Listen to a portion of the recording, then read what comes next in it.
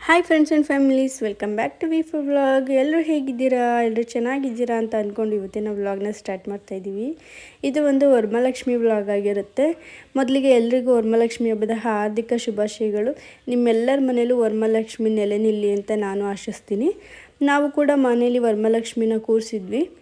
ನಾನೀಗ ಒಂದು 3 ಇಯರ್ಸಿಂದ ಕೂರಿಸ್ತಾ ಇರೋದು. ಇದು 3ನೇ ವರ್ಷದ್ದು. ನಾನು ಈ ಥರ ಎಲ್ಲ ಡೆಕೋರೇಷನ್ ಮಾಡ್ಕೊಂಡಿದ್ದೆ. ಎಲ್ಲ ನಾನೇ ಮಾಡ್ಕೊಂಡಿರೋದು. ನಾನು ಬೆಳಗಿನ ಜಾವ 4 ಗಂಟೆಗೇ ಎದ್ದು ಇದೆಲ್ಲ ರೆಡಿ ಮಾಡ್ಕೊಂಡಿದ್ದೀನಿ. ಅಂದರೆ ಹಿಂದಿನ ದಿನವೇ ಸ್ಯಾರಿ ಎಲ್ಲ ರೆಡಿ ಮಾಡಿ ಇಟ್ಕೊಂಡಿದ್ದೆ. ಮತ್ತು ಬೆಳಗಿನ ಜಾವ 4 ಗಂಟೆಗೇ ಎದ್ದಿದ್ದೆ. ಮತ್ತು ಈ ಥರ ಒಂದು ಪುಟ್ಟದಾಗಿ ಒಂದು ರಂಗೋಲಿನ ಬಿಡಿಸಿ ಬಣ್ಣ ಹಾಕಿದ್ದೆ. ನನಗೇನು ರಂಗೋಲಿ ಬಿಡ್ಸೋಕ್ಕೆ ಬರಲ್ಲ ಅಷ್ಟು ನೀಟಾಗಿ. ನನ್ನ ಕೈಲಿ ಎಷ್ಟಾಗುತ್ತೋ ಅಷ್ಟು ಬಿಡಿಸಿದ್ದೆ. ಈ ಥರ ಕಾಣಿಸ್ತಿತ್ತು. ಚೆನ್ನಾಗಾಗಿತ್ತು.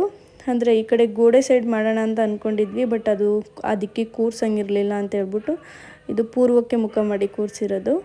ನಮ್ಮ ಮನೆಯಲ್ಲಿರೋಂಥ ಐಶ್ವರ್ಯ ಅಂತಸ್ತು ಏನಿರುತ್ತೋ ಅದನ್ನು ತಾಯಿ ಮುಂದೆ ಇಟ್ಬಿಟ್ಟು ಅದನ್ನು ಇನ್ನೂ ವೃದ್ಧಿಸು ಅಥವಾ ಜಾಸ್ತಿ ಮಾಡು ಅನ್ನೋಂಥ ಬೇಡಿಕೆಯನ್ನು ಇಟ್ಕೊಂಡು ಅದನ್ನೆಲ್ಲನೂ ನಾವು ದೇವರಿಗೆ ಹಾಕ್ತೀವಿ ಅಥವಾ ದೇವ್ರ ಮುಂದೆ ಇಡ್ತೀವಿ ಅನ್ನೋದು ವಾಡಿಕೆ ಆಗಿರುತ್ತೆ.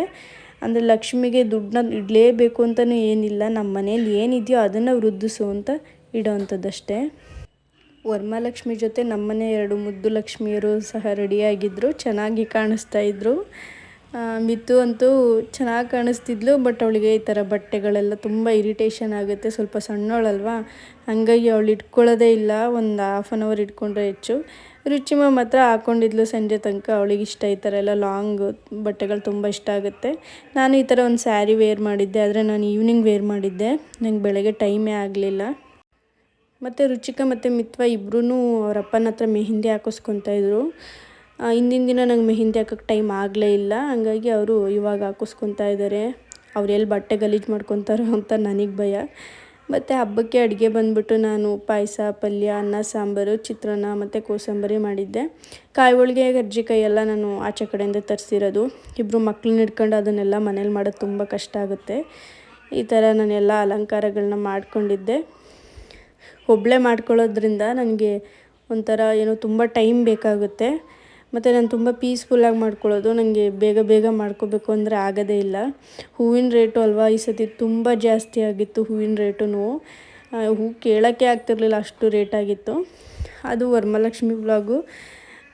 ಇದೇ ವ್ಲಾಗಿಗೆ ನಾನು ರುಚಿಕದು ಯಾವ ಥರ ಅಪ್ಲೈ ಮಾಡಿದ್ದೆ ಅಂತ ಕೇಳಿದ್ರಿ ಅಲ್ವಾ, ಹಂಗಾಗಿ ಇದೇ ವ್ಲಾಗಲ್ಲೇ ಕಂಟಿನ್ಯೂ ಮಾಡ್ತಾಯಿದ್ದೀನಿ. ಉದಯ ಕಾಮಿಡಿಲಿ ಪುಟಾಣಿ ಏಜೆಂಟ್ 1 2 3 ಅಂತ ಒಂದು ಪ್ರೋಗ್ರಾಮ್ ಬರುತ್ತೆ ಅಲ್ವಾ. ಪ್ರೋಗ್ರಾಮ್ ಎಲ್ಲ ಮುಗಿಯೋ ಟೈಮ್ಗೆ ಒಂದು ವಾಟ್ಸಪ್ ನಂಬರ್ ಬರುತ್ತೆ. ಆ ವಾಟ್ಸಪ್ ನಂಬರ್ಗೆ ನಿಮ್ಮ ಮನೇಲಿರೋಂಥ ಮಕ್ಕಳದು ಒಂದು 3 ನಿಮಿಷದ ವೀಡಿಯೋ, ಅವ್ರ ಹತ್ರ ಏನಾರು ಮಾತಾಡ್ಸೋ ಥರ ಅಥವಾ ಏನಾರು ಆ್ಯಕ್ಟಿವಿಟಿ ಮಾಡೋ ಥರ ಮಾಡಿಬಿಟ್ಟು ಒಂದು 3 ನಿಮಿಷದ ವೀಡಿಯೋನ ರೆಕಾರ್ಡ್ ಮಾಡಿಕೊಂಡು ಅದನ್ನು ಆ ನಂಬರಿಗೆ ಕಳಿಸಿದ್ರೆ ಅಕಸ್ಮಾತ್ ಅವ್ರು ನೋಡಿ ಅದು ಓಕೆ ಆದರೆ ಅವರು ನಿಮಗೆ ಮತ್ತೆ ಕಾಲ್ ಬ್ಯಾಕ್ ಮಾಡ್ತಾರೆ. ಒಂದು 15 ಡೇಸ್ ಬಿಟ್ಟು ಅವರೇ ಕಾಲ್ ಬ್ಯಾಕ್ ಮಾಡಿ ಒಂದು ಆಡಿಷನ್ ಥರ ಮಾಡ್ತಾರೆ. ಮಗು ಕೈಲಿ ಮಾತಾಡಿಸ್ತಾರೆ.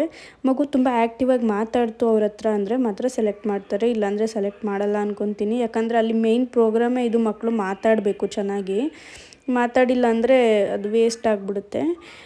ಆಮೇಲೆ ಮಾತಾಡಿ ಎಲ್ಲ ಆದಮೇಲೆ ಅವರು ನಿಮಗೆ ಡೇಟೆಲ್ಲ ಹೇಳ್ತಾರೆ. ಯಾವ ದಿನ ಬರುತ್ತೆ, ಎಷ್ಟು ಗಂಟೆಗೆ ಬರುತ್ತೆ.